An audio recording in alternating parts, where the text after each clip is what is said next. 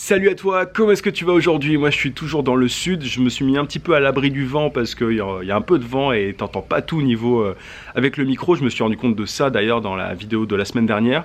Il y avait pas mal de vent, on n'entendait pas tout. Bref, aujourd'hui je voudrais te parler d'un truc qui revient assez souvent. On me pose souvent la question par mail: quelle école, quelles études il faut faire pour devenir freelance? Alors même si t'es t'as fini tes études, ça va t'intéresser parce que je vais parler des différents métiers qui sont bien quand tu veux devenir indépendant.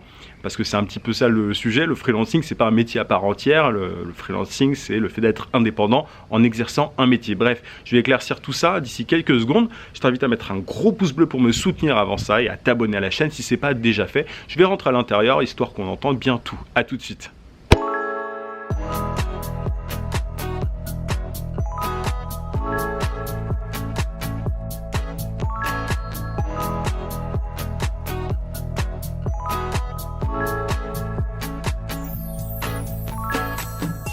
Bon alors désolé, j'ai pas de micro cravate comme je te le disais la dernière fois, du coup forcément je suis obligé de me mettre en intérieur, ce sera un petit peu plus pratique. Il y a pas mal d'abonnés qui suivent mes vidéos, qui téléchargent ma formation gratuite, bref, qui voient ce que je fais et qui ont envie aussi du coup de se lancer en tant qu'indépendant. Du coup ils m'envoient des mails du genre: comment est-ce que je fais pour devenir indépendant, quelle école je dois suivre, quel cursus je dois suivre, est-ce que si je suis un cursus en communication ou en digital, etc., ça vaut la peine? Est-ce que c'est une bonne idée? Est-ce que ça va me permettre derrière de devenir freelance? Mais ce qu'il faut vraiment comprendre, c'est que le terme freelance, tout ce qu'il veut dire, c'est indépendant.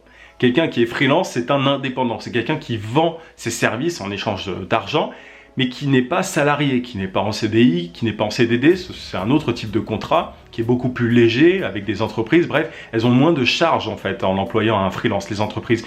Et les freelances peuvent avoir plusieurs clients comme ça. C'est simple, hein, tu vois, être freelance, c'est simplement travailler avec différents clients sans être totalement rattaché à ces entreprises. Et du coup, c'est pas un métier freelance.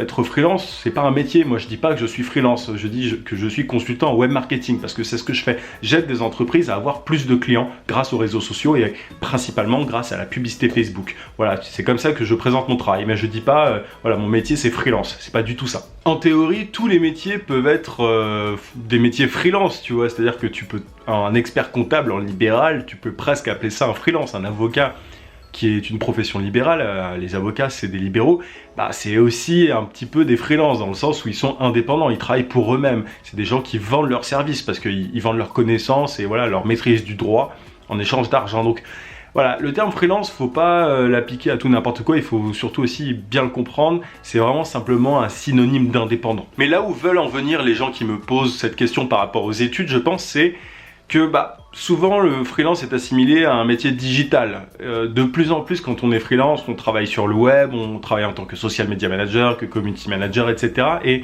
c'est pour ça qu'on assimile, je pense, un petit peu le terme freelance au métier du web. Alors tu vois, c'est assez proche parce que de plus en plus de gens se lancent en freelance pour travailler sur internet et du coup voyager aussi en même temps, comme je le fais actuellement. Tu vois, je voyage pas très loin, je suis dans le sud de la France, mais ça me permet, mon métier de freelance aujourd'hui me permet, ce matin, tu vois, j'étais en train de travailler sur la terrasse avec un café, une super vue sur la mer, enfin c'est super agréable. Et du coup je comprends un petit peu la question. Alors le truc c'est que les métiers du digital aussi, c'est pareil. Si tu assimiles freelance au métier du digital, les métiers du digital, ça veut tout dire et rien dire.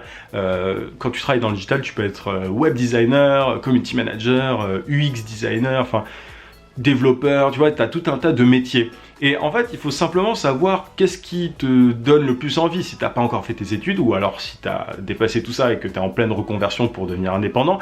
Il faut d'abord que tu saches ce qui te plaît. Moi, être codeur, développeur, ça m'intéresse pas trop. Enfin si, le code m'intéresse, mais je sais que j'ai pas forcément les qualités pour être un bon développeur, la patience, etc. Enfin, j'ai un autre type de patience, mais pas le même que celui qu'ont les développeurs. Mais du coup, il faut que tu comprennes, si tu es intéressé par le graphisme et tout, tu vois, tu vas t'orienter plutôt dans ce sens-là. Mais les métiers du web, ça veut rien dire. Il faut avoir une compréhension du digital, du marketing aussi. Quand tu es freelance, au final, tu fais un peu du marketing dans le sens où tu vends tes services un peu.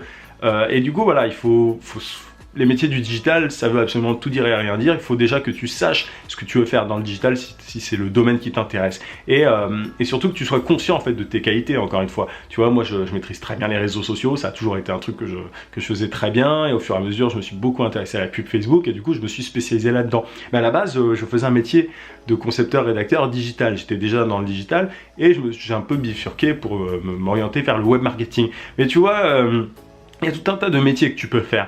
Et donc, si t'es encore, je sais pas, à la fin au début de tes études supérieures, il faut que tu dises, bon, ok, alors le digital, ça peut me permettre de devenir freelance, du coup, je vais aller là-dedans. Mais une fois que j'aurai des notions des différents métiers qui sont dans ce domaine, je vais devoir choisir, et c'est là qu'il faut que tu te dises, bon, qu'est-ce qui te plaît, dans quoi tu peux être bon.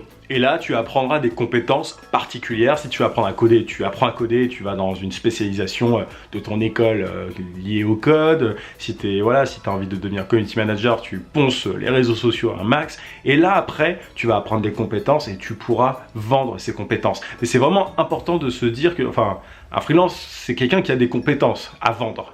Donc qui fait profiter des entreprises de ses compétences. C'était marrant parce que quand je voyais ces emails, je me disais, mais...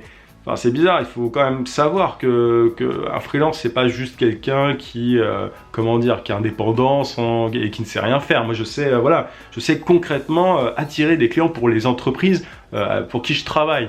Et c'est ça que je vends. C'est des vraies compétences, c'est pas du baratin comme ce que peuvent te raconter certains mecs ou filles d'ailleurs, peu importe, mais sur internet.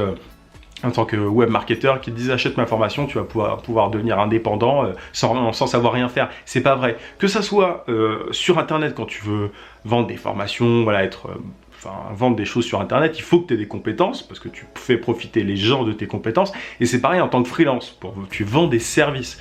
Tu peux pas gagner d'argent à partir du moment où tu n'apportes pas de valeur, à partir du moment où tu n'as pas des compétences dont tu peux faire profiter les autres. Donc ça, il faut vraiment le savoir. Et avant du coup de penser à l'indépendance, si tu n'as pas de compétences avant, penche-toi sur les compétences, apprends des trucs. Je discute aussi pas mal avec des gens qui savent pas encore exactement, qui ont conscience qu'il faut des compétences pour devenir freelance, mais qui savent pas forcément où est-ce qu'il faut se diriger. Alors, il y a des compétences qui sont plus ou moins demandées, tu vois, moi je parle souvent de développeurs, etc.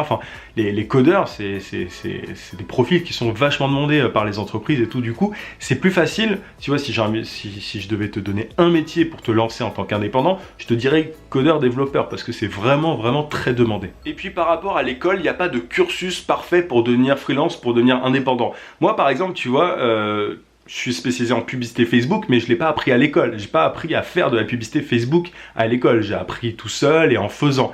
Et en gros, j'ai confronté cette compétence au marché. Je me suis rendu compte qu'il y avait une demande, qu'il y avait des gens qui avaient besoin de publicité Facebook. Et du coup, je me suis dit, tiens, c'est ce que je vais faire, quoi. Je vais faire ça à temps plein. Mais souvent, tu as un métier, tu as une idée, tu as des compétences.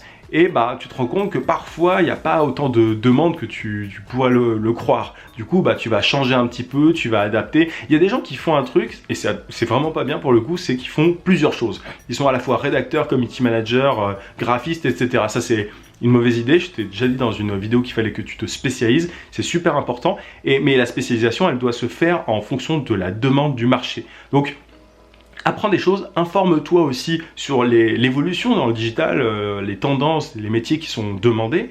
Et si tu as envie de devenir indépendant, c'est le meilleur plan pour le coup. Tu regardes un petit peu ce qui est le plus demandé et tu t'intéresses à ces métiers-là. Tu apprends simplement, tu maîtrises les compétences liées à ces métiers et derrière, tu vas pouvoir te lancer en tant qu'indépendant. C'est peut-être un petit peu évident ce que je te dis là, c'est peut-être un petit peu bateau comme vidéo, mais c'est important pour moi de le clarifier parce que il y a certaines personnes qui sont un petit peu jeunes, qui rêvent d'être indépendantes et qui ont envie du coup de se lancer en tant que freelance, mais qui comprennent pas forcément tout ça, qui comprennent pas que le freelance, il peut être, c'est très large en fait. Et moi, ma chaîne, elle s'adresse en fait à toutes les personnes qui veulent se lancer en tant qu'indépendantes, mais qui vendent leurs services. Voilà, moi je m'adresse pas simplement au community manager, je m'adresse pas simplement au web designer, au codeur, mais je m'adresse à toutes ces personnes-là qui ont envie de se lancer parce qu'il y a des traits communs, si tu veux, pour vendre ces services, pour trouver des clients, toutes ces méthodologies, pardon, j'arrive pas à parler, elles sont communes, mais peu importe le métier que tu fais. Mais derrière, il faut avoir un métier et des compétences. Donc non, il n'y a pas d'école parfaite pour devenir freelance, mais je vois un petit peu ma chaîne comme ça, comme une espèce de petite école pour